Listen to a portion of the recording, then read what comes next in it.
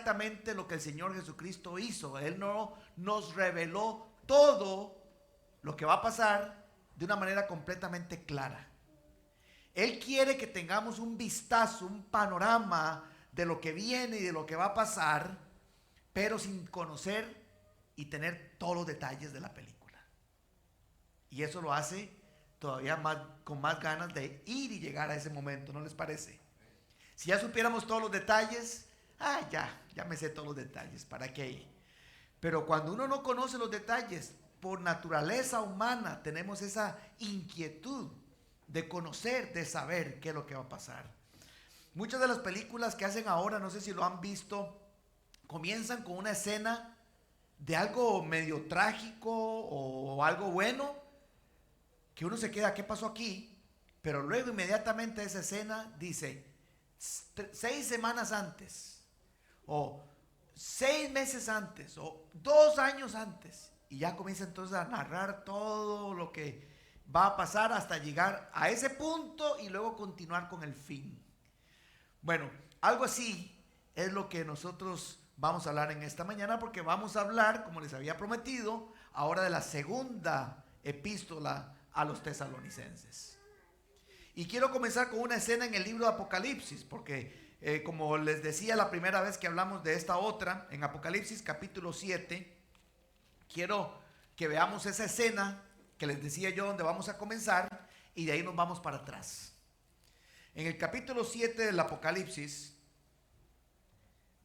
a partir del versículo 9, hay una escena que el Señor introduce y le da al apóstol Juan.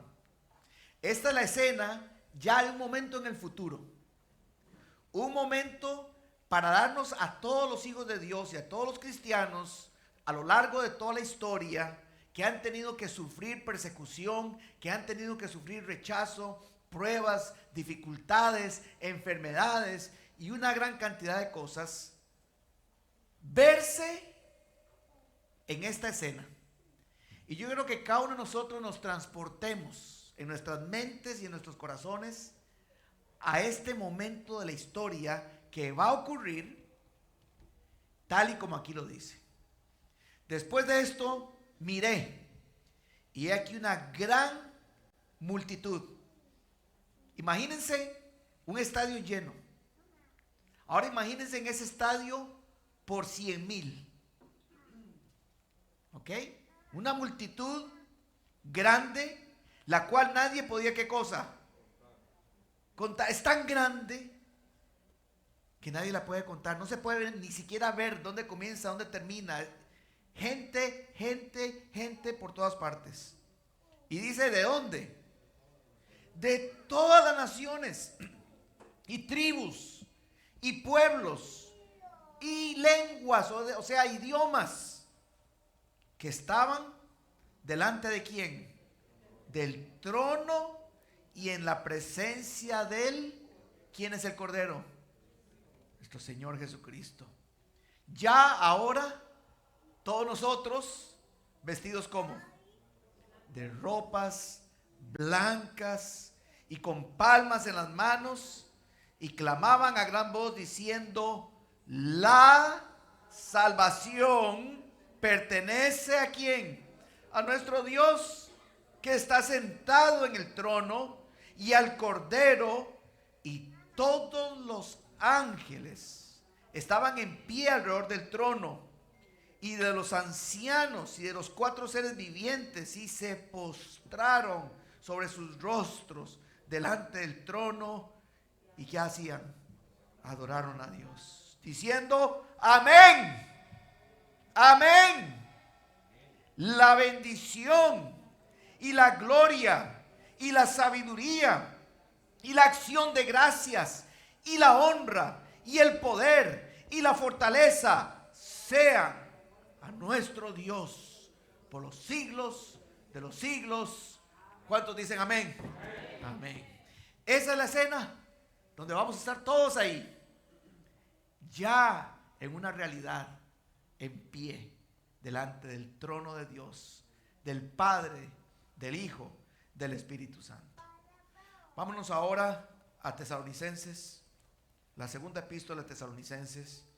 Y ustedes saben que muchas veces les ha pasado a ustedes de seguro, porque me ha pasado a mí también y nos pasa a todos, que a veces escribimos algo y luego tenemos que mandar otro mensaje, otro email, otro texto, tratando de aclarar porque no se entendieron bien las cosas. ¿No les parece?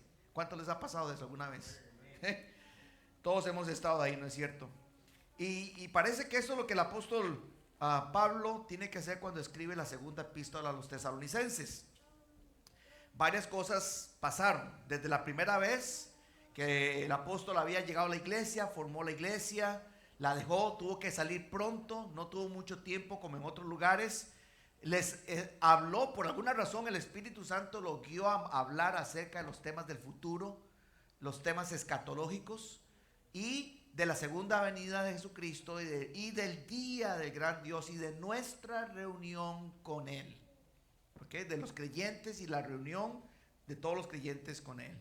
Y parece que en ese periodo entre la primera epístola y la segunda, algunos predicadores transitorios que pasan y van de iglesia, y iban de iglesia en iglesia predicando, llegaron diciéndole a los creyentes de la iglesia que ya estaban viviendo el periodo del día del Señor. Y es importante porque Pablo les aclara a los tesalonicenses y les habla de que el día del Señor culmina con la venida gloriosa de nuestro Señor Jesucristo. Pero la segunda venida o el día del Señor no es solo la segunda venida. El día del Señor es un periodo de tiempo donde se dan una serie de eventos y de cosas que comienzan a escalonarse al punto de que culminan con la venida, la aparición. Por eso se llama, en hebreo se dice parusia, que es la aparición del Señor Jesucristo en el aire. Y todo el mundo y todo ojo le verá, dice el Apocalipsis. Entonces, en el primer capítulo de 2 Tesalonicenses, el apóstol Pablo va a hablarles acerca del juicio venidero de todo malvado y la recompensa de todo creyente. ¿Por qué? Porque los creyentes de Tesalónica, al igual que muchos otros de otras provincias romanas, estaban sufriendo persecución, sufrían rechazo, los trataban diferentes, eran como ciudadanos de segunda categoría, se aprovechaban de ellos. Muchos perdían el trabajo por causa del evangelio, otros inclusive perdían sus propiedades y sus casas, algunos tenían que abandonar ciudades y pueblos donde habían nacido y crecido por causa de la persecución e irse a vivir a otros lugares también. Y entonces en medio de todo eso los creyentes se preguntaban, pero ¿cuándo? ¿Qué va a pasar? ¿Por qué Dios permite todo esto? ¿Por qué nos pasa esto solo a nosotros? Y el apóstol le contesta en los versículos, a partir del versículo 5, del 5 al 10, él habla del día del Señor y cómo en el día del Señor los malignos, los no creyentes serán condenados y los creyentes van a ser glorificados. Vean qué interesante a partir del versículo 5. Lo primero que el apóstol habla es, les dice a los creyentes, les recuerda, les afirma que Dios es justo. Dios es justo. La justicia va de dos lados. La justicia va del lado de castigar a los quienes, a los que hacen mal, ¿cierto? Es el lado que más conocemos de la justicia, castigar a los que hacen mal. Pero la justicia también tiene el lado positivo, que es de premiar y recompensar a quienes, a los que hacen bien. ¿Es justo eso o no es justo? Claro que sí. Y Pablo les dice, Dios es justo.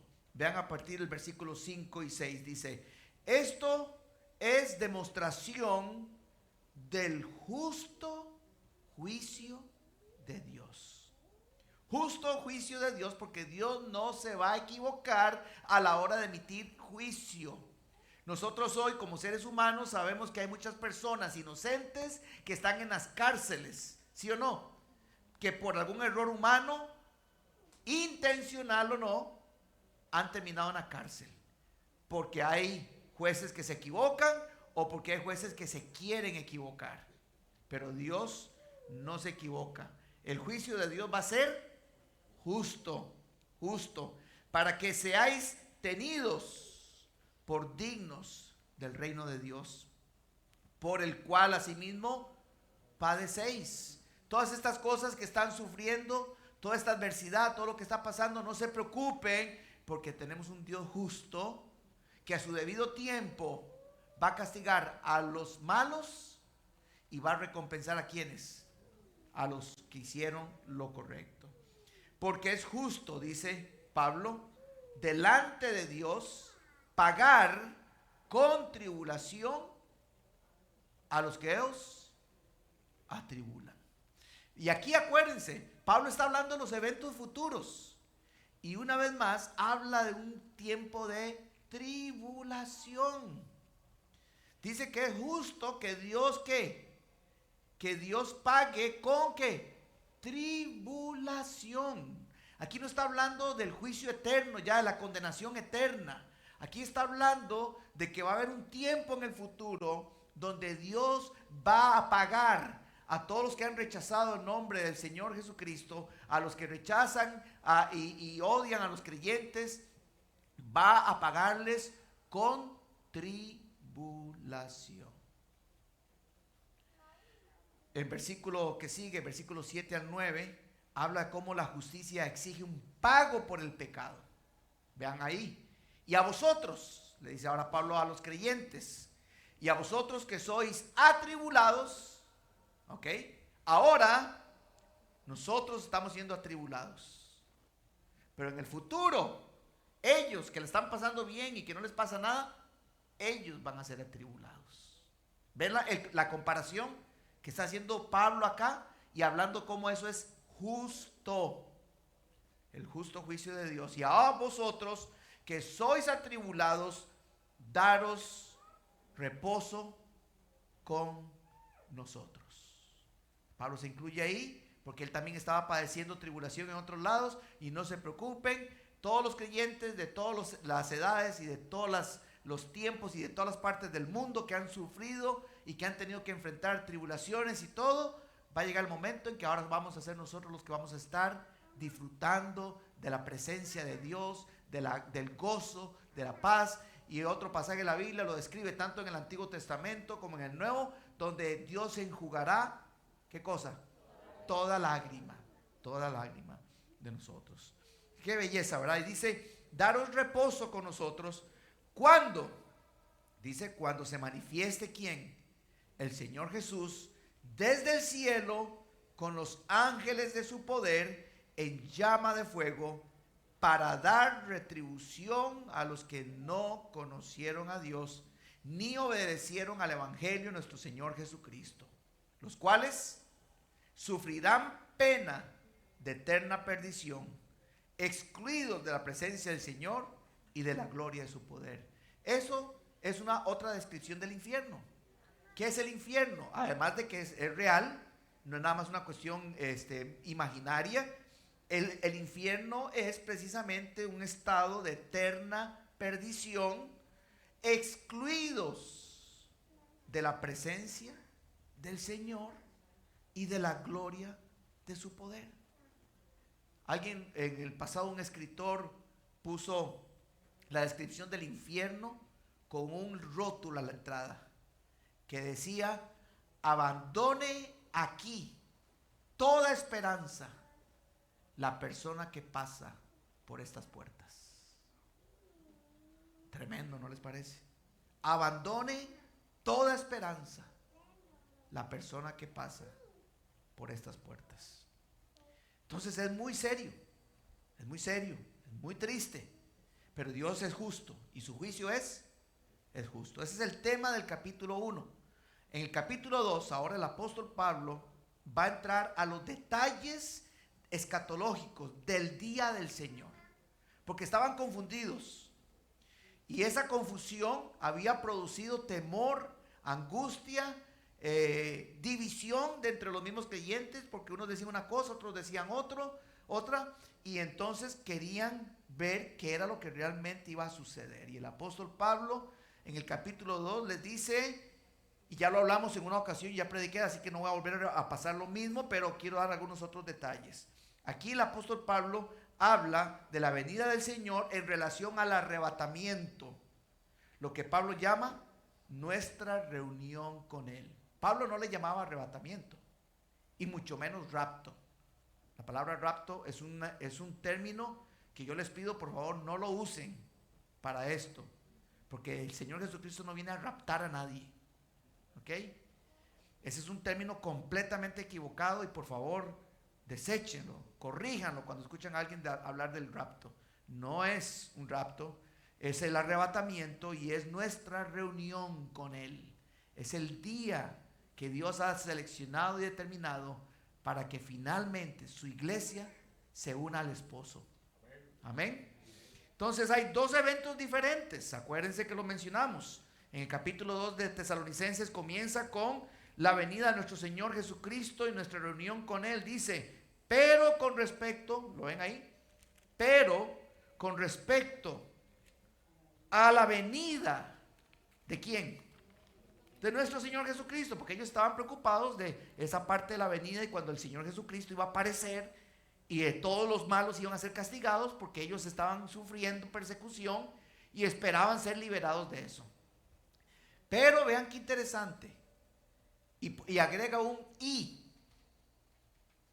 Entonces, cuando ustedes tienen un evento, una cosa, y le agregan un y mencionan otro, ¿qué significa eso? ¿Que hay cuántos? ¿Uno o dos?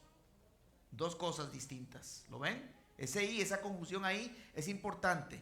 De la venida de nuestro Señor Jesucristo y ¿de qué cosa? Nuestra reunión con Él. Y eso, de acuerdo con el apóstol Pablo, no ocurren en el mismo momento, ocurren en el día del Señor. Acuérdense que el día del Señor es un periodo donde se van a dar una serie de cosas. Y entre las cosas que se van a dar es, uno, nuestra reunión con el Señor, y dos, la venida de nuestro Señor Jesucristo en gloria. Pero la confusión causada por los falsos maestros, diciendo que ya estaban viviendo el tiempo del día del Señor, Pablo les habla y que ese día del Señor es como un periodo que culmina, como lo digo y lo vuelvo a enfatizar, con la aparición en los cielos de nuestro Señor Jesucristo. Ahora, Pablo da dos prerequisitos de la venida y les dice, vean el versículo que sigue, versículo 2, dice así: que no os dejéis mover fácilmente de vuestro modo de pensar, ni os conturbéis, ni por espíritu, ni por palabra, ni por carta como si fuera nuestra, en el sentido de que el día del Señor está ¿qué? Cerca. El día del Señor, una vez más, no está hablando de la aparición, sino de ese periodo, lo que se conoce como el día de Jehová en el Antiguo Testamento, o el día del Señor. Por eso usa la palabra Señor. El día del Señor, el día de Jehová. Así aparece en el Antiguo Testamento, que ya está cerca. Y les dice, nadie, versículo 3, nadie os engañe en ninguna manera, porque no vendrá sin que antes venga la apostasía y se manifieste el hombre de pecado, el hijo de perdición. ¿Ok? Entonces hay dos prerequisitos. Pablo les dice, miren, es cierto, estamos ya viviendo la era final, pero todavía no es la venida del Señor, les dice Pablo. Porque antes de que eso ocurra tienen que darse dos cosas. Uno, la apostasía, que es la palabra apostasía, es la misma palabra, porque la pusieron prácticamente igual del griego, pero la palabra griega se utiliza para hablar de divorcio, ¿ok? De repudio. Así se traduce en algunos textos repudiada. La repudiada era la divorciada, o repudiar era la acción de dar el divorcio, y es este mismo término. Y normalmente el término que se usa aquí no es cuando el esposo dejaba a la esposa, sino cuando la esposa repudiaba, rechazaba al esposo. ¿Ok? Entonces, aquí estamos hablando de cómo la gente va a rechazar, a repudiar a Dios. Y esto no es nada más que unos cuantos. Cuando habla de la apostasía, es un asunto mundial. un asunto mundial de repudio hacia Dios. ¿Ok? Que incluye cristianos nominales, porque acuérdense que los cristianos verdaderos no, somos sellados por el Espíritu Santo, y eso es lo que nos da la perseverancia hasta el final. Pero hay dentro de nuestras iglesias muchísima gente que se dice ser cristiana y no lo es. Y muchos de ellos van a ser engañados y confundidos, y muchos de ellos van a terminar repudiando a Dios. ¿Ok? Es parte de lo que es la apostasía. Pero no solamente va a ser los creyentes, es un repudio mundial, general, hacia Dios. Y segundo, la aparición del hombre de pecado. ¿Quién es el hombre de pecado? Bueno, nosotros lo llamamos popularmente el anticristo. La Biblia dice, San Juan habla de que hay muchos anticristos, pero hay uno que se está esperando. O sea que hay muchos tipos de anticristo. Y la palabra anticristo significa que se opone a Cristo. Anti, el prefijo anti significa que se opone a Cristo, pero también significa que se pone en lugar de Cristo. Entonces hay dos definiciones, uno que se opone a Cristo y el otro que se pone en lugar de Cristo. Ese es el anticristo. Ahora, Daniel capítulo 7, si quieren anotarlo, Daniel 7:8, dice que se le conoce aquí otro de los nombres que se le da a este mismo personaje, se le da el nombre de cuerno pequeño. Porque la Biblia claramente habla en todas las profecías de Daniel y en el Apocalipsis que cuando el Señor Jesucristo regrese, va a regresar en un tiempo donde va a haber 10 gobiernos mundiales que van a estar controlando el mundo entero. 10 reyes representando a 10 gobiernos, o sea, 10 presidentes o líderes o como se les quiera llamar, representando 10 poderes mundiales. Y no necesariamente son países como los conocemos ahora. Puede inclusive ser corporaciones. Puede ser, hay corporaciones que son más poderosas que montones de países y tienen mucho más dinero y muchísimo más influencia que muchos países. Entonces, perfectamente este grupo de 10 individuos que representan 10 poderes mundiales pueden venir de diferentes lugares y fuentes, pero van a ser 10, tal y como lo enseña la Escritura. Y esos 10 van a estar al control de todo el mundo, de un mundo nuevo, de un nuevo orden mundial. Y dice el cuerno pequeño de Daniel 7:8, mientras yo contemplaba los cuernos, he aquí que otro cuerno pequeño salía entre ellos, y delante de él fueron arrancados 3 cuernos de los primeros. Y aquí que este cuerno tenía ojos como de hombre y una boca que hablaba grandes cosas. Esta es una profecía de cómo este anticristo va a surgir. De entre esos 10 se va a levantar otro más pequeño que nadie lo conocía, que nadie le daba la importancia, dando a entender que no era importante entre ellos, pero va a surgir de repente. Y no solamente va a surgir de repente, sino que va a derrocar, por así decirlo, a 3 de los otros líderes mundiales. También en Daniel capítulo 9 se nos habla del príncipe que ha de venir. Y en Daniel capítulo 9 versículo 26 dice, y después de las 62 semanas, o sea 62 más las primeras 7 son 69. O sea que después de las 69 semanas, dice, se quitará la vida ¿a quién? Al Mesías. Y efectivamente eso sucedió. Desde el momento en que se dio la orden para la reconstrucción del templo y la ciudad, en el año 444 a.C., hasta el año 30 aproximadamente, transcurrieron 483 años, que son exactamente 69 semanas de años. Pero dice ahí que después de ese tiempo, después de eso, se le quitará la vida al Mesías. Y efectivamente así fue. ¿Jesucristo qué? Murió en la cruz. Y dice, y el pueblo de un príncipe que ha de venir, ya aquí no está hablando ahora de Jesucristo, sino de un príncipe que ha de venir, destruirá ¿qué cosa? La ciudad y el santuario. Y eso se cumplió parcialmente en el año 70 de la era cristiana con el general Tito, que vino a sitiar la ciudad y que incluso según el historiador Josefo, él dijo y dio la orden de que no destruyeran el templo porque los romanos respetaban mucho este tipo de cosas.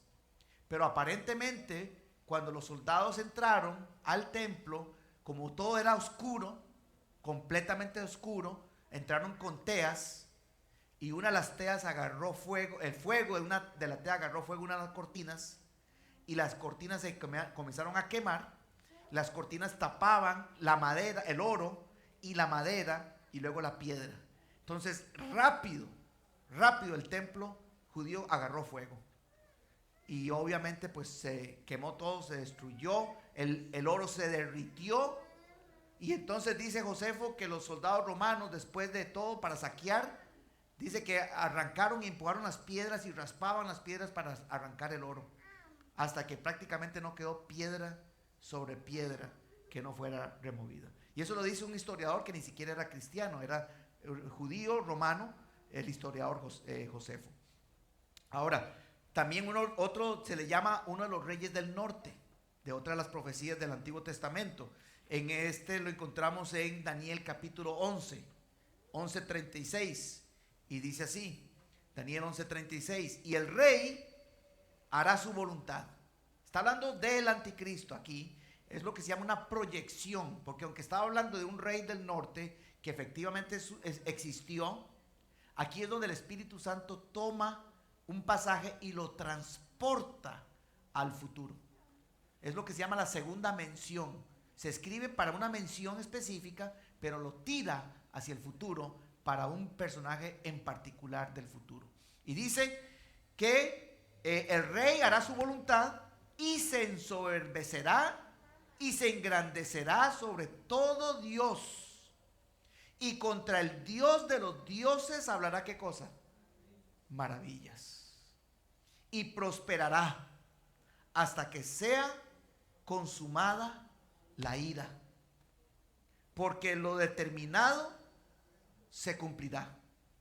Del Dios de sus padres no hará caso, ni del amor de las mujeres, ni respetará a Dios alguno, porque sobre todo se engrandecerá. Mas honrará en su lugar al Dios de las fortalezas, Dios que sus padres no conocieron. Lo honrará con oro y plata, con piedras preciosas y con cosas de gran precio. Con un Dios ajeno se hará de las fortalezas más inexpugnables y colmará de honores a los que le reconozcan, y por precio repartirá la tierra. Todos los límites que conocemos actualmente, ustedes saben que nos estamos dirigiendo hacia la destrucción de todas las fronteras. El plan de los globalistas es que no hayan fronteras. Pero una vez que ese grupo tenga el poder de todas las cosas, ellos a su voluntad van a vender la tierra. Bueno, ¿cuánto paga usted por esto? ¿Cuánto paga? Y así van a vender la tierra y se la van a dividir entre ellos. Pero sobre todo el anticristo es el que va a tomar esa acción. Otro pasaje en Apocalipsis, capítulo 13, no vamos a leerlo todo, es del 1 al 10, pero solo lo vamos a leer el versículo 1 y 2, que dice, Apocalipsis 13, 1, me paré sobre la arena del mar y vi subir del mar una bestia que tenía 7 cabezas y 10 cuernos, y en sus cuernos 10 diademas, y sobre sus cabezas un nombre blasfemo. Entonces, cuando la Biblia habla, tanto en el Antiguo Testamento como en el Nuevo Testamento, de bestias, se refiere no solamente a una persona, sino también a un reino. Entonces, en algunos momentos puede estar hablando del reino que representa esa persona, o en otros momentos puede estar hablando del individuo que representa. Entonces, por ejemplo, en Daniel, cuando habla de las 4 bestias que salen del mar, y el ángel le dice que el mar es las multitudes de las naciones, o sea que son reinos que nacen del mundo, de la población mundial. Cuando se levanta una bestia, dice que era, por ejemplo, Nabucodonosor, ¿verdad? La primera bestia. Era el imperio de los caldeos, pero también era Nabucodonosor. O sea que la bestia representa tanto al individuo como al imperio que ese individuo representa. Ahora, aquí hay algo que es sumamente importante. Porque dice que Daniel nos da unos detalles donde muchas personas se equivocan. Cuando vamos a interpretar las escrituras y las profecías, tenemos que tomar en cuenta las demás profecías que se refieren a eso. Cuando tomamos solamente un texto y un pasaje y no consideramos otras profecías, entonces vamos a perder realmente dar en el blanco acerca de lo que la Biblia dice. Aquí Daniel habla de dos cosas importantísimas: el cese del continuo sacrificio. ¿Qué significa el cese del continuo sacrificio? Eso significa que los judíos van a reconstruir su tercer templo. ¿Ok? Y tengo entendido por lo que varios artículos que he leído que ya ellos prácticamente tienen todos los ornamentos y todas las cosas preparadas y listas para la reconstrucción del tercer templo. Cuando ese templo se reconstruya, dice que Israel va a tener tratados con muchos. El anticristo, dice en el versículo que leímos 9:26 de Daniel, dice claramente que el anticristo va a confirmar el pacto con muchos. Muchos han creído erróneamente que el anticristo va a hacer un pacto con Israel. No, el anticristo no hace un pacto con Israel. El anticristo confirma el pacto que Israel ha hecho con ¿quiénes? Con muchos. Son dos cosas diferentes. Uno es hacer un pacto y otro es confirmar un pacto.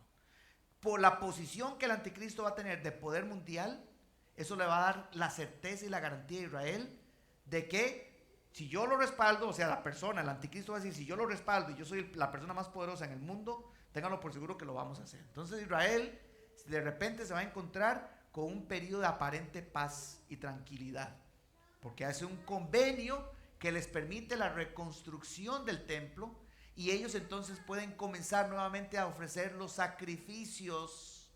Ya hasta tienen la vaca roja, que supuestamente el Antiguo Testamento habla de una vaca de color rojizo, y que no existía en Israel desde hace no sé ni cuántos miles de años, y ahora finalmente la tienen otra vez. Entonces hay la reconstrucción del templo, nuevamente se establece el sacrificio de animales como lo tenía en el Antiguo Testamento, pero llega un momento en que dice que va a haber un cese. O sea, el anticristo va a dar la orden de que se detenga el sacrificio de animales de los judíos. Y obviamente eso no le va a gustar a ¿quiénes? A los judíos. Vean qué interesante en Daniel 11:31. Hermano, si puede poner ese versículo en la pantalla porque es importante y márquenlo. Relacionado con todo lo que estamos hablando. Daniel 11:31. Dice, y se levantarán de su parte tropas que profanarán el santuario y la fortaleza. Y quitarán, ¿qué cosa? El continuo sacrificio, y pondrán, ¿qué cosa? La abominación desoladora. Hay dos eventos importantes aquí. Uno dice, el anticristo va a iniciar una campaña contra los judíos, dice, porque dice claramente ahí que en medio se levantarán de su parte tropas que profanarán el santuario y la fortaleza. Y hay dos cosas. Uno es la orden de que paren con el continuo sacrificio, y la otra es la abominación desoladora. ¿Qué es una abominación desoladora? Es tan bestial lo que van a hacer que ofende tantísimo a Dios y tantísimo a los judíos. Por eso se le llama abominación desoladora. Y es que una persona va a ultrajar el templo de Dios, va a entrar en el templo, en el lugar más santo, el lugar santísimo, y va a declararse Dios por encima de todos los dioses. Eso es lo que es la abominación desoladora. Ahora vean qué interesante en Daniel 12:11, hermano, si lo puede poner el que sigue, porque aquí en el versículo 11:31 menciona los dos eventos como si fueran a la misma vez, ¿verdad? Pareciera que la abominación desoladora y el cese del continuo sacrificio se dan al mismo tiempo. Pero Daniel 12:11 dice que no es así. Vean lo que dice el 12:11. Dice, y desde el tiempo que se ha quitado el continuo sacrificio, ¿ok? Aquí es donde se suspende el continuo sacrificio, hasta la abominación desoladora, ¿habrá cuánto? ¿Sabe cuántos son 1290 días?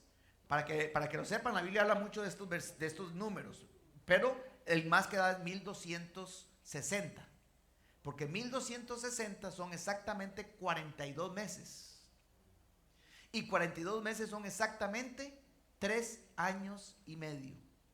¿Les suena eso? Qué interesante. O sea, que desde el momento en que el anticristo da la orden de que se suspenda el continuo sacrificio hasta el momento en que se da la abominación desoladora, van a transcurrir 1290 días, o sea, 3 años y medio más 30 días. Y en eso el Señor no se equivoca, da los detalles de estos números muy precisos. Ahora, vean qué interesante es esto, porque Mateo 24:15 dice, por tanto, Jesús hablando en futuro,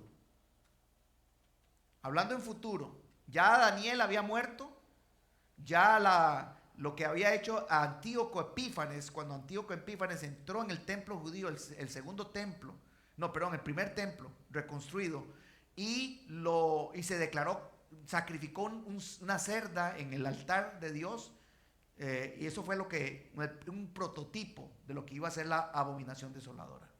Pero Jesús no dice, no, esa no es la abominación desoladora. La verdadera abominación desoladora está en el futuro, dice Jesús, porque vean, ya en Mateo dice, por tanto, cuando veáis en el lugar santo, ¿qué cosa? La abominación desoladora de la que habló el profeta Daniel. El que lee, entienda. Yo no estoy hablando de lo que ya pasó, estoy hablando de un evento que va a pasar en el futuro antes de que yo regrese, porque en Mateo 24 Jesús le está hablando a los discípulos acerca de ¿qué cosa? De las señales del fin y de su venida. ¿Lo ven? Entonces Jesús les dice claramente que va a haber en uno de los eventos del día del Señor y del fin es la abominación desoladora, y está en el futuro. Ahora, el elefante que todo el mundo ignora, cuando dice el lugar santo, ¿a qué creen ustedes que se refiere? El templo. Hay mucha gente que cree que no va a haber un templo construido, que eso no. Jesús mismo lo dice, que va a entrar al lugar ¿qué? Santo. Al lugar santo, el templo. ¿Lo ven? Eso es Mateo 24:15. Si ustedes leen Marcos 13:14, dice más o menos exactamente lo mismo. O sea, Marcos lo recuenta de otra manera. Ahora, vean lo importante de esto. Dice Daniel 9:27. Daniel 9:27 dice, y por otra semana, ya hemos leído este versículo varias veces, pero lo quiero volver a leer. Y por otra semana, ya habían pasado 69 semanas de las 70 que Dios le dijo a Israel que iba a tratar con la nación de Israel.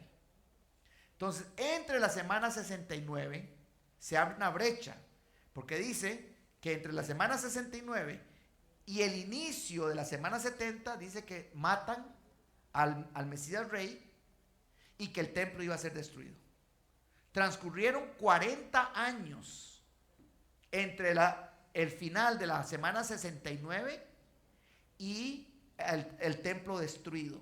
O sea que hay una brecha entre la semana 69 y la semana 70, y esa brecha todavía continúa porque hay algo específico que da inicio a esa semana 70, y es una semana de 7 años.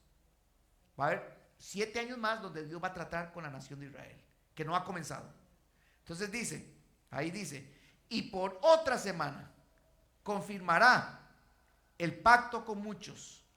A la mitad de la semana hará cesar ¿qué cosa? El sacrificio y la ofrenda. Ese es donde se dice que va a cesar. Vean qué interesante. Claramente Daniel está diciendo que cuando se da la orden de que paren con el sacrificio continuo, va a ser a la mitad de los 7 años. ¿Cuánto es la mitad de 7 años? 3 años y medio. ¿Y cuánto dijo Daniel en el otro pasaje que iba a transcurrir entre el momento en que se da la orden de que se suspenda el sacrificio continuo y la abominación desoladora? 3 años y medio más 30 días. ¿Ok? Entonces, puede ser que los 30 días sean antes de los 3 años y medio exactos y que entonces se haga orden 30 días antes, o puede ser que la semana 70 se extiende en los tratos de Dios por 30 días más. Cualquiera de las dos cosas, pero dice 1290. Pero vean este detalle importantísimo. Vean lo que dice en 2 Tesalonicenses 2:4. Volviendo a Tesalonicenses 2:4. Dice así: el cual se opone, está hablando del anticristo, ¿verdad? Del hombre de pecado, el cual se opone y se levanta contra todo lo que se llama, ¿qué cosa? Dios, o es objeto de culto. Y si ustedes vieron, concuerda con lo que ya Daniel había dicho de ese rey que iba a entrar y que se iba a meter y todo. Tanto que se sienta en ¿dónde? En el templo de Dios como Dios. ¿Haciéndose qué? Pasar por Dios. Eso es lo que se llama la abominación desoladora. Pablo le dice a los creyentes: no va a ocurrir nuestra reunión con él, ni el día del Señor, que el día del Señor abarca esos 7 años aproximadamente.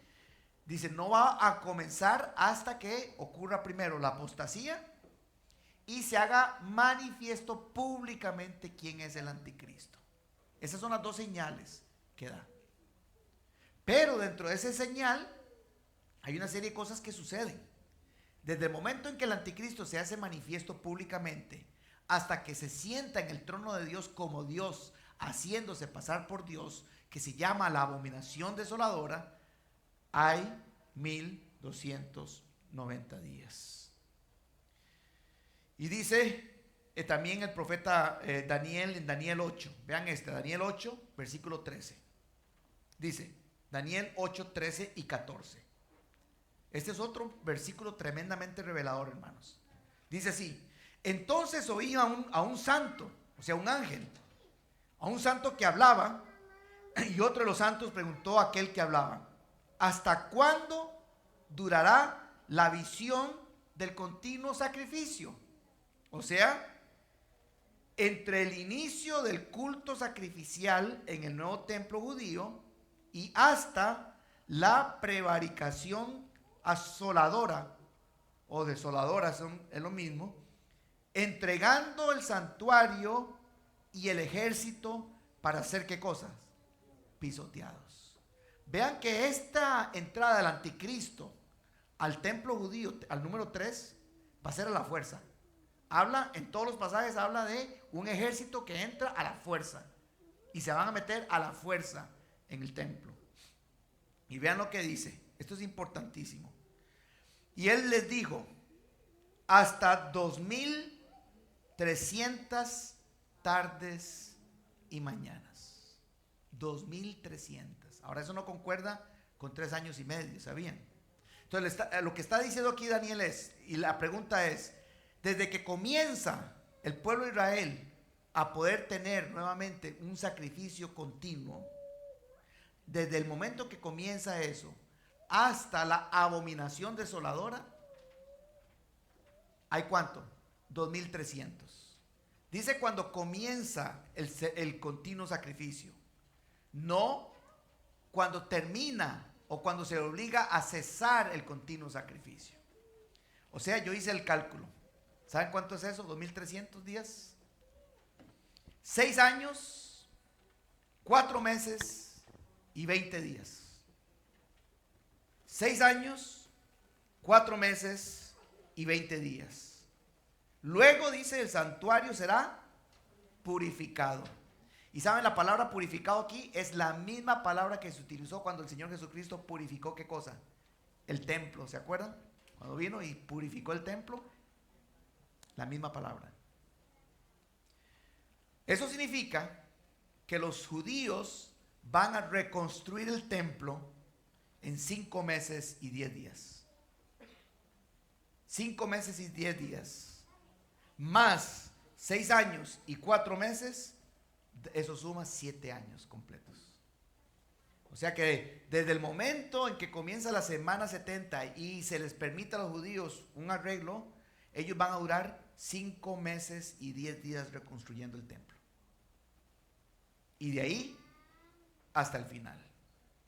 Apocalipsis 19 dice que el anticristo va a ser destruido, no destruido, va a ser capturado al final de la de la semana 70 de Daniel.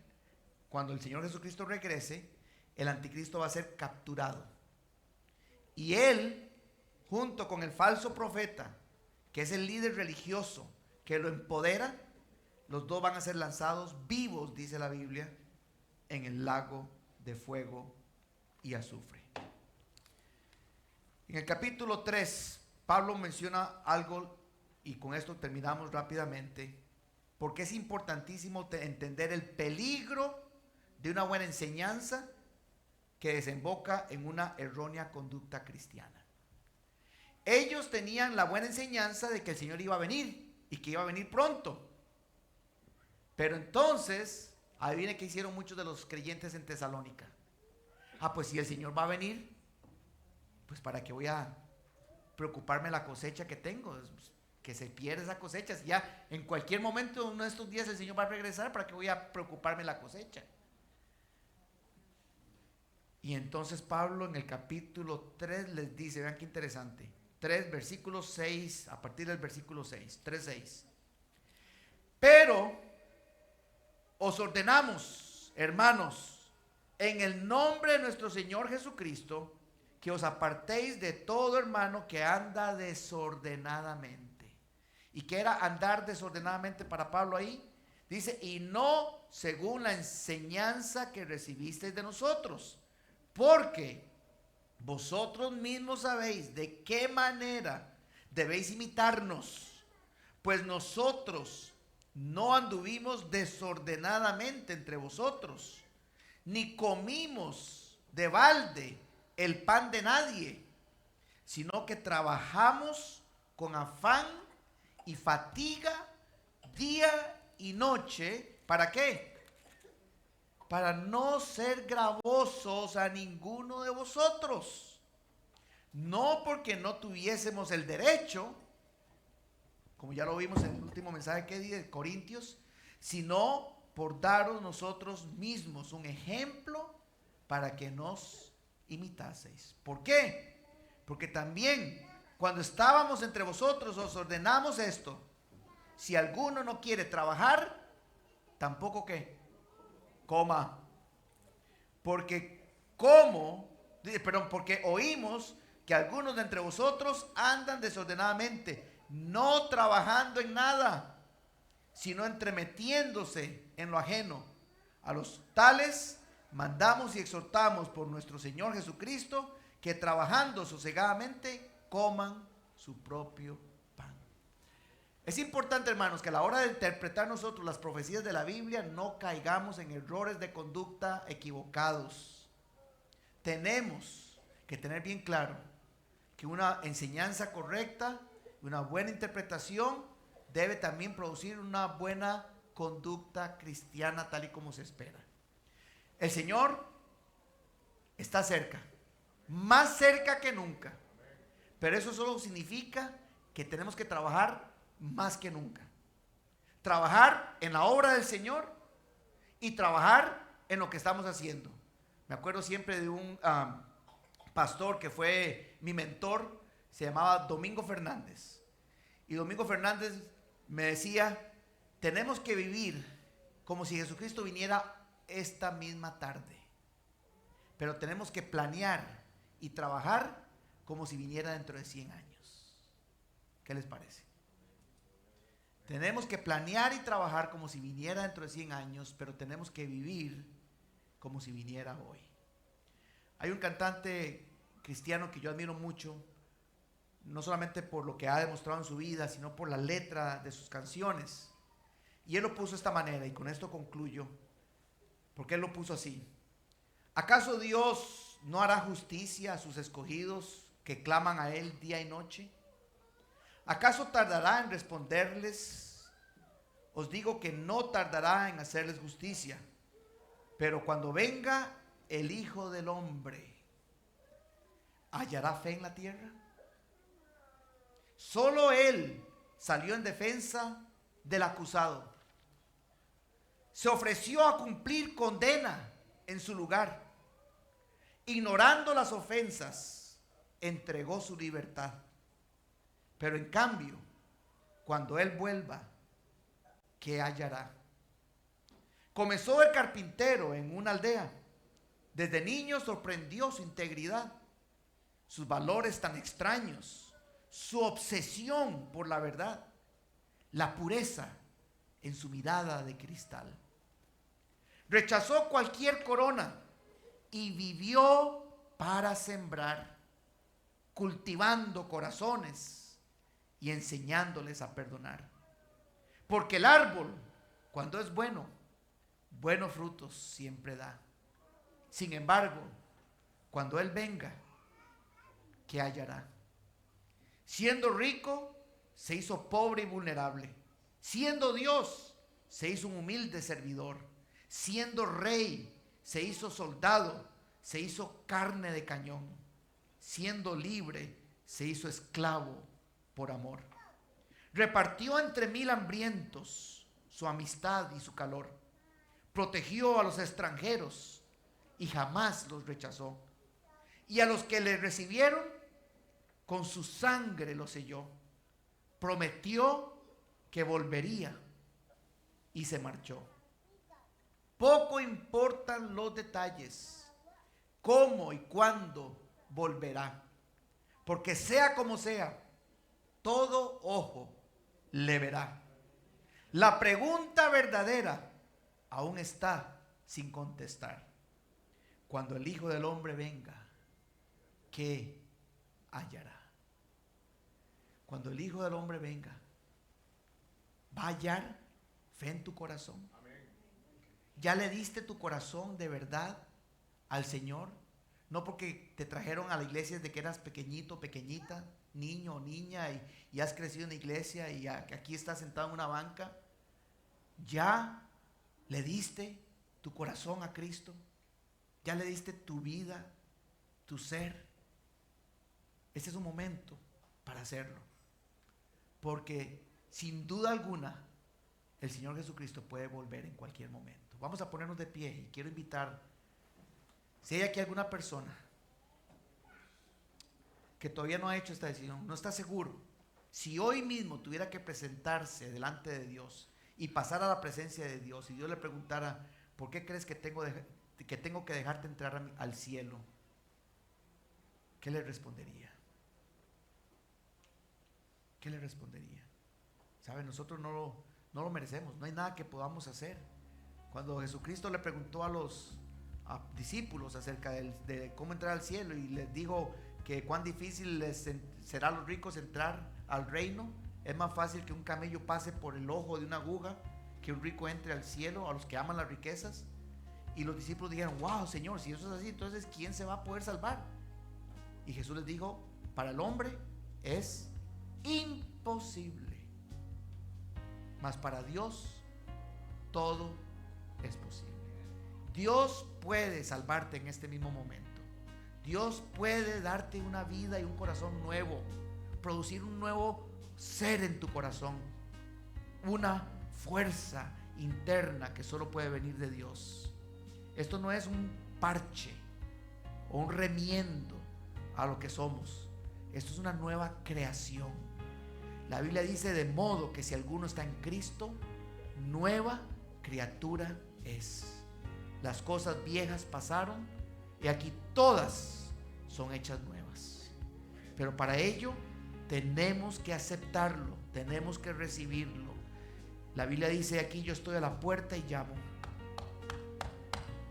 Si alguno oye mi voz y abre la puerta de su corazón, entraré a él y cenaré con él y él conmigo. Jesucristo no va a tirar la puerta, Él la toca. Nosotros tenemos que decidir abrir la puerta o hacernos los sordos. Si usted quiere en este momento entregarle su vida a Cristo, sea un niño, una niña, sea un anciano, un joven, un adulto, háblale en este momento al Señor y dígale: Padre, te pido con todo mi ser que me perdones de todos mis pecados. Sé que no hay absolutamente nada que yo pueda hacer para alcanzar salvación, vida eterna, pero gracias porque tú me ofreces el perdón. No lo merezco, pero lo necesito. Lo necesito. Necesito que tú me cambies. Necesito que tú me hagas una nueva persona, un nuevo ser. Yo quiero entregarme a ti. Quiero recibirte. Quiero abrirte la puerta de mi corazón. Quiero que creas en mí un corazón limpio y produzcas un espíritu recto dentro de mí. Me hagas una nueva persona, una nueva criatura. Y en este momento, Señor, si me estás escuchando, y sé que tú me estás escuchando, te pido, por favor, cámbiame, tócame, entra en mi corazón y sálvame. Yo reconozco que tú eres el Cristo, el Salvador, el Hijo de Dios.